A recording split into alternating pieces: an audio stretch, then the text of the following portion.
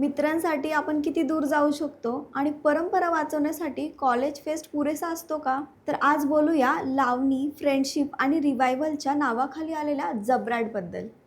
Concept ऐकायला जरा heavy आहे. लावणी परंपरेचा पुनर्जन्म. पण कॉन्सेप्ट आणि एक्झिक्युशन याच्यात किती अंतर आहे? चला बघूया. प्रिन्स, संग्राम, सूरदास, आलोक आणि त्यांच्या इंजिनिअरिंग कॉलेजमधल्या मित्रांचा group. Typical campus setup. Plot simple आहे, स्ट्रेट आहे, पण सिम्प्लिसिटी आणि सुपरफिशियलिटी यात फरक असतो.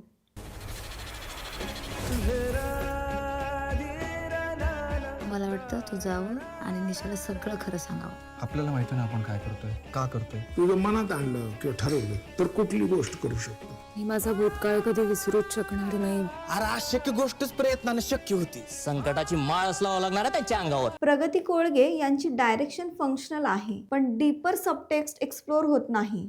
लावणीबद्दल समाजाची नजर, कलाकारांची आर्थिक असुरक्षितता, डिग्निटी वर्सेस ऑब्जेक्टिफिकेशन हे मुद्दे टच होतात पण खोलवर जात नाही. रिवायव्हल इतका सिम्प्लिफाईड दाखवला आहे की रिअल स्ट्रगल इनविजिबल होतो. डोंगरावरती गिटार वाजवायला बंद आहे त्यांचा. किडनॅपिंगची शक्यता वाटते. आपल्याला पोलीस कंप्लेंट करावं लागेल. तुझा दुश्मन